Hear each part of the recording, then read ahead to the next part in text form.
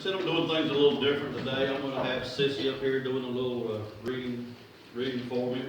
We'll back up just a minute before the Passover. No exact timeline is given of when this happened, but we know Lazarus, if you remember, Lazarus was sick.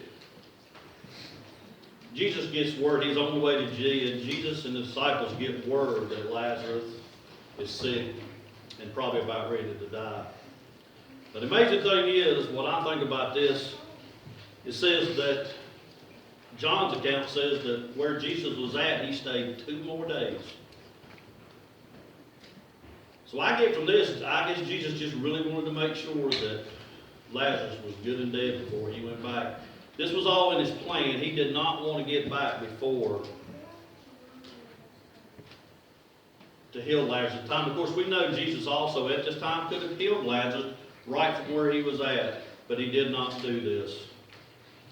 So Jesus ends up going to Bethany to where Lazarus was. By this time, it says he has been dead 4 days. Well, we know Jesus raises Lazarus at this point. And he actually gives a short prayer.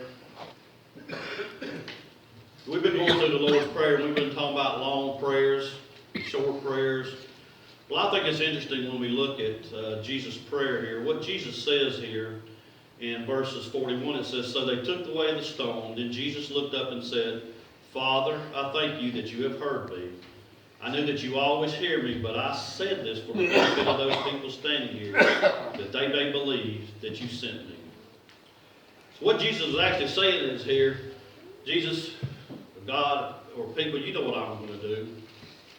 God, you know what I'm going to do. I don't really need to speak here at all, but for the benefit of these people here, I'm going to act like I'm going to talk to you, so these people will know that it's not me, the one raising him. It is actually through the power of God. Although it was him, it was through the power of God that he was raising him. At this time, Jesus goes from here to Ephraim. The people are really getting stirred up. They have heard everything that Jesus is doing, all the miracles that he's performed. He has raised Lazarus. It's almost time for the Passover. And 6 days before the Passover, Jesus is at Bethany again. This time he again is with Lazarus, Martha, and Mary were there. This is the time when we read about where Mary anoints Jesus with oil. There's actually 2, if you read John, there's 2 accounts of Jesus being anointed with oil. Some say that there's the same, some say there's not, but either way, at this particular time, it is 6 days before Passover, and Mary anoints Jesus with oil. As it says that in John that Judas was there, and Jesus got very upset. You may remember this, that Mary had poured this expensive oil on Jesus. He says this could have been sold and the money could have been used for the poor. Of course, we know Jesus is not really that worried about that. In fact, as we will find out in a few minutes, Judas is the one that actually betrays Jesus for the silver. Now, we have the entrance, Jesus rides into Jerusalem.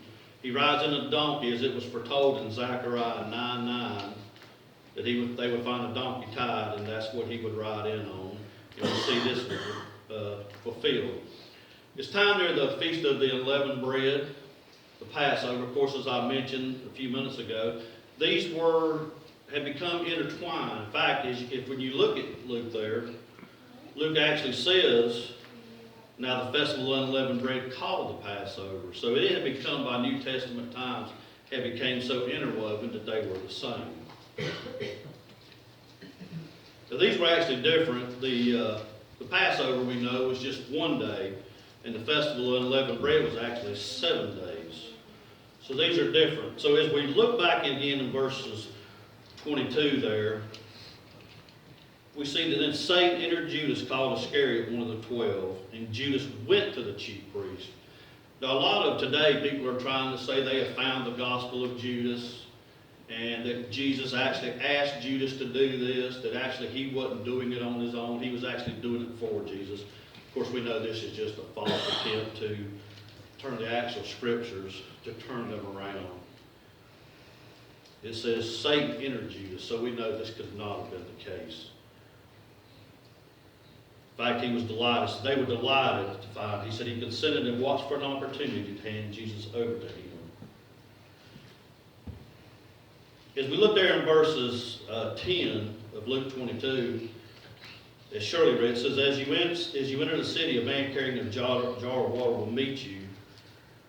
Follow me to the house. Now, this may not seem odd to you, but actually this would have been, you think, well, maybe there could have been many men carrying a jar of water on their head. Actually, this was usually not done by men. This is usually, as you see today, mostly. I know I went to Haiti five or 6 years ago. This is mostly done by women. So this would have been a very odd thing for them to see an actual man carrying a jar of water. They also said, where's the guest room where I eat the Passover with my disciples? Well, this is another thing. This was very common in Jerusalem because of the festivals they had. They actually had a guest room, usually with the entrance from outside, so they would not have to bother the people that lived there. They could actually just go up their own entrance, go into the guest room. So he says, the teacher asked, where's the guest room when I eat the Passover with my disciples? It says, you find a large room, make preparations there. So we're going to skip on down. Now we've kind of got a little background, so we're going to skip on down to verses 21. And Sissy's going to read for us. Read 21 through 38, if you would, please. But the hand of him who is going to betray me is with mine on the table. The Son of Man will go as it has been decreed, but woe to that man who betrays him. They began to question among themselves which of them might be who would do this. A dispute also arose among them as to which of them was considered to be the greatest. Jesus said to them, the kings of the Gentiles' Lord is over them, and those who exercise authority over them call themselves benefactors. But you are not to be like that. Instead, the greatest among you should be like the youngest, and the one who rules like the one who serves. For who is greater, the one who is at the table or the one who serves? Is it not the one who is at the table? But I am among you as one who serves.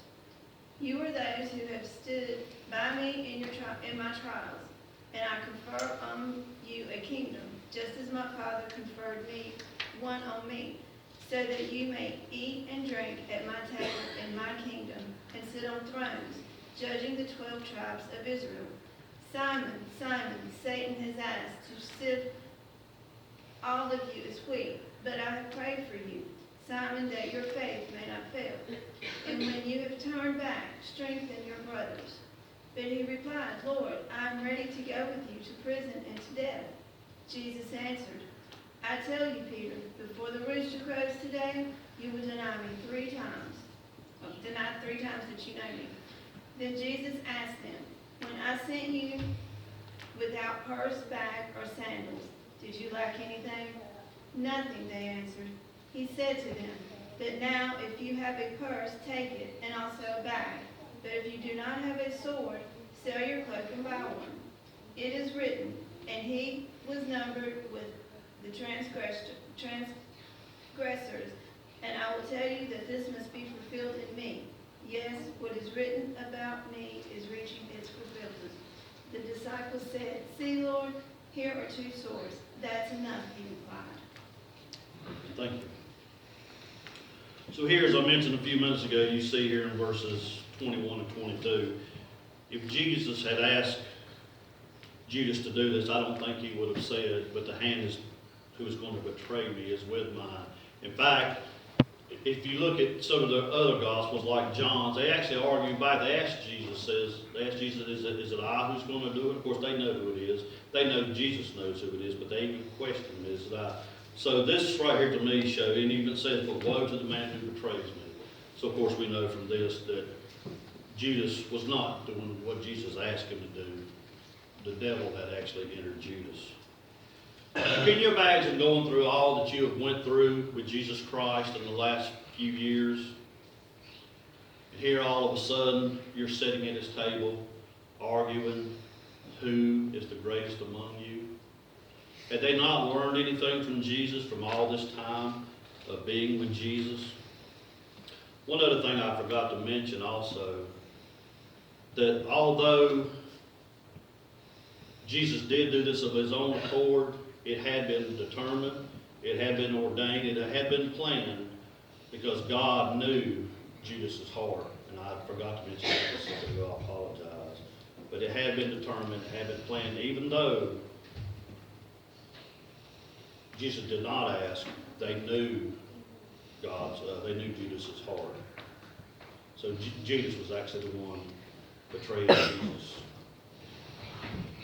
Here again, when we look at them arguing over who was the greatest of this, actually the account here of Luke is probably, even though it's the longest account of this days, actually it doesn't show how much. If you look at John's gospel also, they argued many times over. This was not a one-time thing where they had argued who was the greatest among them. They had actually done this on many occasions, and at this time argued who was the greatest among you.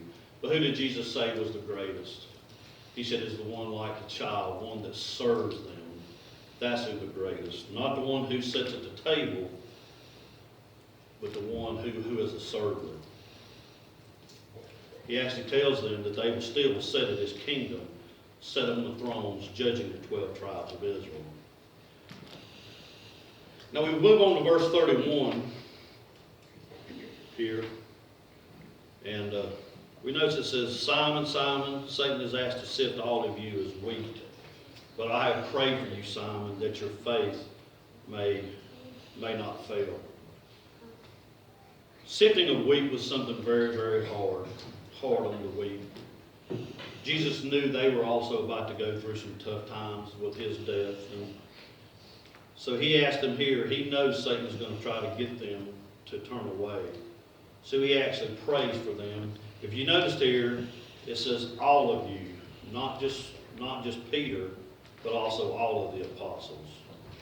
But we see Peter's reply here. He says, Lord, I'm ready to go with you to prison and to death. Well, how does Jesus answer him? Jesus tells him a cock will crow, a rooster will crow 3 times before you will deny me. If you remember back when Jesus at first got his apostles, got them to come along, each one, he had told them not to bring anything. In fact, he had constantly told them to leave everything behind. They didn't need a thing. Well, here we see a change. Jesus says, when I sent you out first, did you lack anything? And they answered nothing, of course. They had came with nothing. They hadn't lacked anything. But see here in verses 36, but he says, but now if you have a purse, take it, and also a bag. And if you don't have a sword, sell your clothes and buy one. So we see a difference here. In fact, even in verse 38, it says, the disciple said, see, Lord, here are 2 swords. And he replies, that is enough. He replied. And we will see in later verses how this particular couple of scriptures here plays out in a few more verses. Okay, Sissy, would you please read 39 through 46 for us? Jesus went out as usual to the Mount of Olives, and his disciples followed him. On reaching the place, he said to them, pray that you will not fall into temptation. He withdrew about a stone's throw beyond them, knelt down and prayed, Father, if you are willing, take this cup from me. Yet not my will, but yours be done. An angel from heaven appeared to him and strengthened him. And being in anguish, he prayed more earnestly, and his sweat was like drops of blood falling to the ground. When he rose from prayer, he went back to the disciples. He found them asleep, exhausted from sorrow. Why are you sleeping? He asked them. Get up and pray so that you will not fall into temptation. Jesus here says, went to the Mount of Olives. They had went there many times before. And he knew what the disciples were about ready to what they were about ready to go through. So he even tells them, pray that you will not fall into temptation. It says he withdrew about a stone's throw beyond them. Well, to me, that's not very far. But yet it was far enough that they kind of probably felt like they were on their own. When I read verses 42 here, Father, if you are willing, take this cup, yet not my will, but yours. I think this verse is put in there to show the humanity of Jesus at this time. how much he was going to suffer. Some think, well, maybe because he was the Son of God, he could have done all this and not suffered. But to me, this is also showing Jesus' humanity here. He was going to suffer, and he actually says, if you are willing, God, take this cup from me. But he says, as being anxious, he prayed more earnestly, and sweat was like drops of blood falling to the ground. Now, some seem to feel like that this Jesus actually sweated blood, but this does not say that. There's actually a condition where some people sweat and blood falls out together, but it does not. It says sweat. He sweat his like drops of blood. Here again in verses Luke, he's kind of short on them. It says when he went to the disciples, he found them asleep. It says, why are you sleeping? Get up and pray so that you will not fall in temptation. Here, once again, John's gospel says that repeatedly, 2 or 3 times, that Jesus had came to them, found them asleep, and told them to get up. And yet he would go back to pray again. He would come back and find them asleep again. All right, it says in verses 47 through 53. While he was still speaking, a crowd came up. The man who was called Judas, one of the 12, was leading them. He approached Jesus to kiss him, but Jesus asked him, Judas, are you betraying the Son of Man with a kiss? When Jesus' followers saw what was going to happen, they said, Lord, should we strike with our swords? And one of them struck the servant of the high priest, cutting off his right ear. But Jesus answered, no more of this. And he touched the man's ear and healed him. Then Jesus said to the chief priests, the officers of the temple guard, and the elders who had come before him, am I leading a rebellion that you have come with swords and clubs? Every day I was with you in the temple courts, and you did not lay a hand on me. But this is your hour when darkness reigns. In these verses we see that says a great crowd, of course, Jesus, Judas had been with Jesus on many occasions, and at this particular time also, he knew where Jesus and the apostles would be, so he actually led them to Jesus. And there where it says he approached Jesus to kiss him, we know this was a Middle Eastern custom at this time. That would not have been that unusual for him to walk up and kiss Jesus, but of course we know Jesus had already told them the man who I kiss will be Jesus. So Jesus actually stops him first and says, are you betraying the Son of Man with a kiss? Here, as I mentioned a few minutes ago, when Jesus had told them, we always knew they went out without anything, and they said, sell your cloak and buy a sword. We see here, it says, Lord, should we strike with our swords? Well, again in John's account, it shows that this was actually Peter who had did this. But Jesus tells him to put his sword back.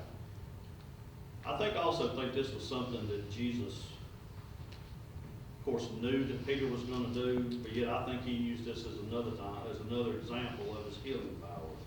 Because he actually takes the servant's ear and he puts it back on. It says, and he touched the man's ear, and healed him.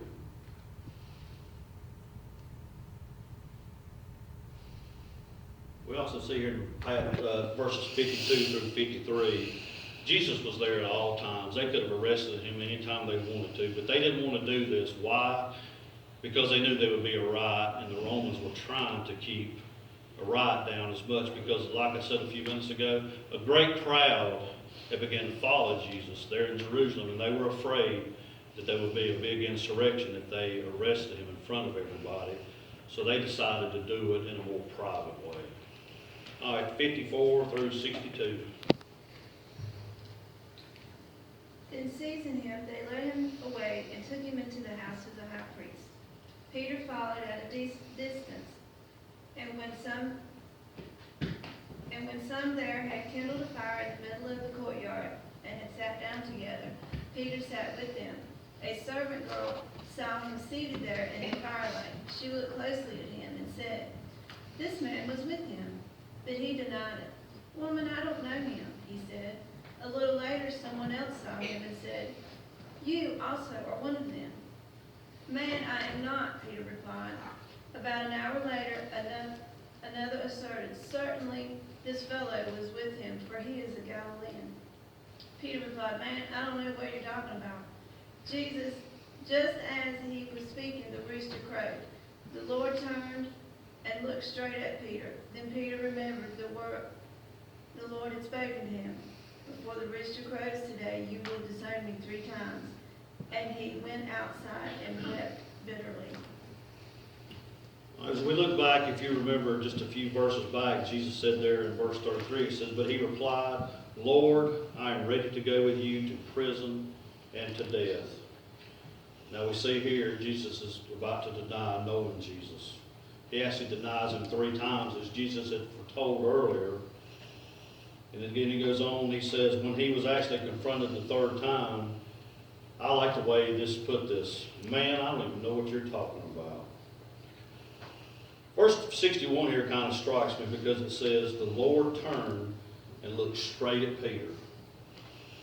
Then Peter remembered the word of the Lord had spoken to him. Have you ever been caught in a lie before?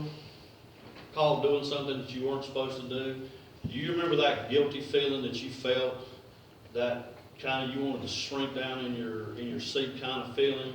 Well, I can only imagine how much what Peter must have felt at this point, knowing that he had just denied his Lord and Savior. And when Jesus looked at him, that must have just cut Peter straight through the heart. It even says he went outside and he wept bitterly. Yet we know he had a love for Jesus, and this must have hurt Peter very much. That yet at one time he was so sure, as we are sometimes, that we are so sure that we would do anything for the kingdom. But yet as we look at people in other countries today, they're going through the same thing of giving up their lives. What would you do in that situation? We all hope that we would stand up, that would not shrink back. But we see even Peter here, who stood with Jesus, who lived with Jesus for 3 years, denies him. All right, 63 through 65, just a couple of verses there. The men who were guarding Jesus began mocking and beating him. They blindfolded him and demanded, Prophesy, who hit you? And they said many other insulting things to him. We all know the scripture says every man, every person, someday is going to bow before the Lord and answer for everything they have done. Everyone. Now, I don't know about you, but when I see these men and I read this about these men who are guarding Jesus, were mocking and beating him here. They said, prophesy, who hit him, put insults at him, the Savior of the world. I can't even imagine what those men are going to be like one day, or which they've already, I say one day, it's already happened to them. Well, they actually died and they had to go meet their Savior, Jesus Christ, and had to look him and had to bow for him. These men who were sitting there hurling insults at him, who were beating him, who were hitting him, how they must have felt when they got up there and they met Jesus. It's unimaginable how they probably felt. Okay, if you would read the last few verses, 66 through 71. At daybreak, the council of the elders of the people, both the chief priests and the teachers of the law, met together, and Jesus was led before them. If you are the Messiah, they said, tell us. Jesus answered, if I tell you, you will not believe me. And if I asked you, you would not answer. But from now on, the Son of Man will be seated at the right hand of the mighty God. They all asked, are you then the Son of God? He replied, you say that I am. Then they said, why do we need any more testimony? We have heard it from his own lips. Thank you, Sissy. It says at daybreak, according to the rulers of the Sanhedrin, it had to be daylight before a trial could be held. This is one of the things that there was actually several different things that was illegal about this trial. Of course, they waited for the one. Like I said, they waited till daylight. And it says here, at daybreak, the council of the elders. These are the elders of the Sanhedrin. For 3 different reasons, this was one. It had to be daylight for a sentence of the death penalty or a trial of the death penalty. Actually, this is where it was illegal also. It also had to be carried out by Roman authorities, which these were rulers of the Sanhedrin at this point, the Jewish authority. This was also on a feast day. It's an illegal trial. It's on a festival day. Jesus also was not allowed to have any defense, and it had to be 2 days for a death penalty. Of course, this was just 1 day. Of course, I don't think this, even though this is brought up, I don't think this really matters much. They weren't looking for justice. They weren't looking to do what was right. We all know they were just worried about their egos. They were worried about all the people who were coming to Jesus at this time, who were following him. They were losing their power. They were being demoted. We also notice here, Jesus, as he done so often, did not answer them outright. They said, if you're the Messiah, then tell us. Well, he doesn't. He says, if I tell you, you will not believe me. And if I ask you, you would not answer. But he goes on to tell you, he says, from now on, the Son of God will be seated at the right hand of the mighty Father, mighty God. They ask him again, are you the Son of God? He doesn't answer them directly again. He says, you say that I am. Of course, like I said, with all that, they wasn't really looking for truth. All they were looking to do was crucify Jesus. I want to remind everyone about of course, we know we have the revival. I think it's going to be a great time. We're going to have some great singers here. We're looking forward to hearing Paul and Doug sing tonight and hear Paul bring the word. We're going to have some, just try to make it as much as you can. The reason I'm going through these last few days of Jesus, as I said, is because I want you to get it in your mind. I want you to be able to picture what is happening, to kind of know the background of what's going on. Because sometimes we kind of seem to forget, and I want to have it fresh in your mind of what happened. Like I said, the beating that Jesus took in a despicable way, he was crucified. The whole point is we need to turn our lives over to God and to Jesus. If you have not done so, we're going to have a time of invitation. If you would like to if you haven't given your life to Jesus, please come forward and do so.